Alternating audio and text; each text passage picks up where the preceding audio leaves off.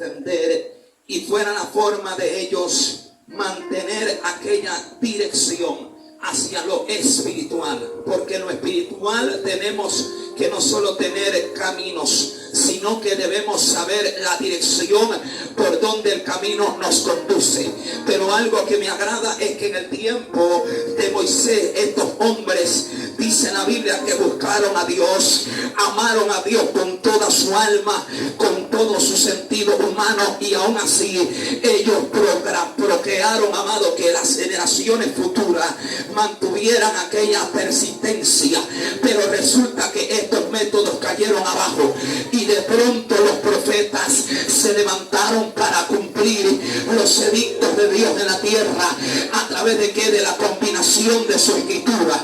¿Por qué? Porque cuando hablamos de una combinación, estamos hablando de un desarrollo y de una forma de explicaciones que Dios a través de los tiempos empezó a manifestar a su pueblo, y no solo al pueblo, sino a toda la tierra, su nombre. Pero algo que me agrada es que cuando Cristo nace y el Señor es revelado en Israel, la Biblia dice que vinieron quienes, hombres que venían, según el capítulo 2 del libro de Mateo, dice que venían del oriente, porque ellos pudieron ver una señal y una palabra que estaba escrita por los profetas, anunciando de uno que iba a ser presentado en Israel. Pero cuando ellos llegaron, el rey no se atrevió a disfrutar con alegría esta noticia, sino que el rey se turba, se enfurece y decide atacar la promesa.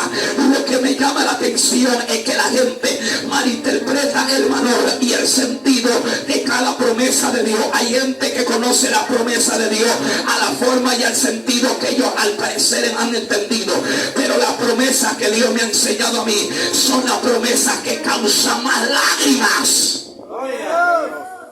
Su nombre. ¿Quién es el que vive? Porque las verdaderas promesas de Dios son las que te van a encerrar. Y el pueblo de Israel se encerró a su nombre bajo una promesa. ¿Quién es el que vive? Pero Dios los encierra porque algo iba a ser manifestado. Y es lo que en esta época estamos esperando, que algo se nos presente en cualquier momento. Pero para eso ser presentado, primero la promesa nos tiene que encerrar a su nombre. ¿Y cómo la promesa nos va a encerrar? Sabiendo confiadamente quién es el Cristo, a su nombre. Y quiero explicar, amado, lo que redacta el libro del evangelista Juan, capítulo 3. Jesús, luego de llegar a Israel, ya manifestado, Jesús se va a un lugar y lo visita un hombre llamado Nicodemo. Y Jesús comienza a darle una palabra a este hombre, porque Jesús entendió que Nicodemo necesitaba una forma de transmitir por medio del conocimiento que tenía la verdadera identidad, porque estos hombres venían bajo un dominio y venían bajo una persistencia de la ley de Dios. Pero tanto así, amado, que esta ley ellos la tenían en sus sentidos, pero en lo espiritual esta gente estaba bloqueada, estaba paralizada, porque ellos esperaban una promesa. Ahora, cuando hay un diálogo, entre Cristo y este señor llamado Nicodemo, la Biblia dice que él le habla y le dice: ¿sabes algo? Tú, para poder entrar en el reino, tienes que nacer de nuevo. Ahora él viene y recibe esta voz, y cuando él redacta en su cerebro y su sistema, él dice: pero ¿cómo yo voy a hacer esto? Si es necesario que vuelva al vientre de mi madre y vuelva a nacer. Y Cristo le dice: estás equivocado, porque si te he hablado algo terrenal, entonces ¿cómo te voy a hablar lo celestial? Podemos ver que hay una consecuencia y hay un síntoma de espiritualismo, pero este síntoma de espiritualismo está demostrando que el pueblo, a pesar de las reacciones básicas que tenía a través de la ley, el pueblo todavía necesitaba ser tocado, necesitaba ser acobijado, necesitaba la brisa de Dios, porque el pueblo estaba en un estado de sequía, donde la Biblia misma ley ellos la tenían como al parecer un alimento. Pero si usted se da cuenta, cuando una persona está comiendo alimentos que no son convenientes para su sistema, para su nutrición y su estado inmunológico, esto va a traer desgracia, que el cuerpo va a transmitir no solo enfermedades, sino incapacidades motoras que van a hacer que el cuerpo pueda hasta desprenderse y morir. Pero lo que me agrada de este asunto es que Cristo se presenta para que el pueblo tuviera la forma de mantenerse con vida y escapar de lo que se les iba a avecinar. ¿Cómo de lo que se les iba a avecinar? Porque el peligro está no en que usted no conozca de Dios, el peligro está no en que usted no conozca la Biblia, el peligro está cuando ya se le dio una palabra, cuando ya usted leyó la escritura y sus huellas fueron convocadas por el reino. Porque cuando tú pusiste la mano en la Biblia y tu corazón se abrió desde el principio para decir que acepto, Señor Jesús, ya tu vida fue comprometida con Dios, ya tu alma fue comprometida con los ángeles, ya el reino te señaló, ya el reino puso una historia para seguir escrita por Dios. Pero lo que me agrada es que los judíos, ellos no se interesaron, ellos se quedaron allí detenidos, porque aunque Jesús llega para abrir lo espiritual y para que la oscuridad pudiera retroceder, ellos estaban siendo desviados, porque sabe usted muy bien que había un dominio y un control que se llama el Imperio Romano. Este imperio gobernaba no solo Israel, sino las ciudades aledañas. Es decir, que este imperio sometía a los hombres a que aunque ellos conocieran las escrituras, ellos aún así la transgredieran, es decir, no la incumplieran, no la cumplieran. ¿Por qué? Porque ellos estaban bajo un dominio y un sentido de que aunque sabían lo que Dios les exigía por su palabra, no se atrevían a obedecer por el temor de ser, aleluya, amenazados, de ser muertos. Por eso cuando Jesús se presenta, la Biblia dice que Nicodemo llegó de noche. Muchos intérpretes dicen que Nicodemo llegó porque tuvo miedo, porque lo podían matar. Pero según la costumbre de los rabinos y de los maestros de la ley, para un rabino visitar a otro, siendo la hora que fuera, tenía que ir, aleluya, de noche, sobre todo de noche. ¿Por qué? Porque era la forma de estimar y reconocer el valor primordial de otro.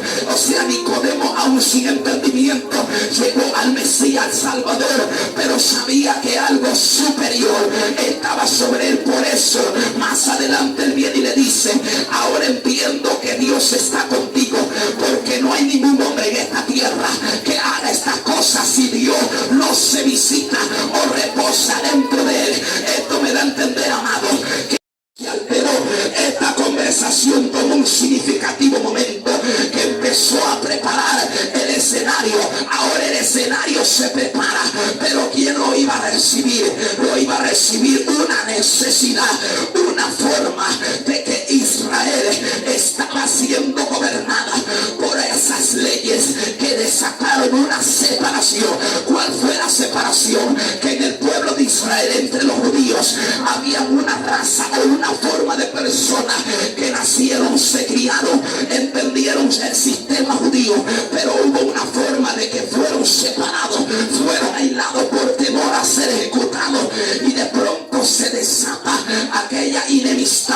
Ahora Cristo, cuando está con sus discípulos, luego de aquella reunión con Nicodemo, se va y dice la Biblia, amado, en el versículo 1 del capítulo 4 de Juan, dice que el mismo Jesús escuchó que los fariseos hablaban y decían que él bautizaba a hombres más que Juan. Pero ahora, porque Cristo escuchó esta información, si usted el verso 2 dice que cuando Jesús oyó esto, decidió irse de Judea hasta Galilea. Ahora yo me detengo aquí, porque en el verso 1 es una centración muy profunda. ¿Por qué? Porque usted lee la Biblia y lo puede leer como algo sin sentido. Usted lo lee y lo leyó y lo entendió, pero la gente que de verdad quiere entender a Dios van a estar allí día y noche hasta esperar la respuesta. Lo que me agrada es que yo me detuve y yo decía: Señor, este verso 1 tiene una esencia y tiene una forma de revelar algo aquí. Y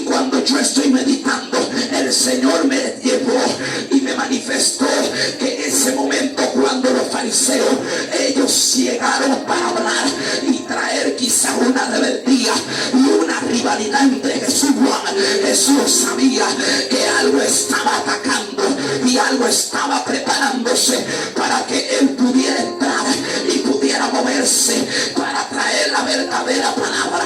Porque, amado, porque vea, el Señor estaba entendiendo que ya la palabra había sido dada, que ya el bautismo había sido conocido. Muchos estaban creyendo, muchos estaban, aleluya, siendo bautizados. En este tiempo es así, estamos siendo bautizados, el evangelio se está dando, la palabra se está dando. Pero lo que me daba a entender Dios es que cuando Cristo oyó esto, Cristo decidió escapar. Ahora, porque Cristo decide escapar, yo pensaba que Cristo estaba escapando de los fariseos, que Cristo estaba escapando de sus edictos, que Cristo estaba escapando de sus expresiones. No, Cristo escapa porque había algo que lo quería contaminar, había algo que lo quería desviar. Yo digo que es terrible que se levante una atmósfera fuerte para atacar el propósito, para atacar a Cristo, siendo el Hijo de Dios. Se atrevió a escapar, y yo digo, ¿por qué no se quedó, sino que escapó? Gloria a Dios. Aleluya. Alguien tiene que escapar en esta noche.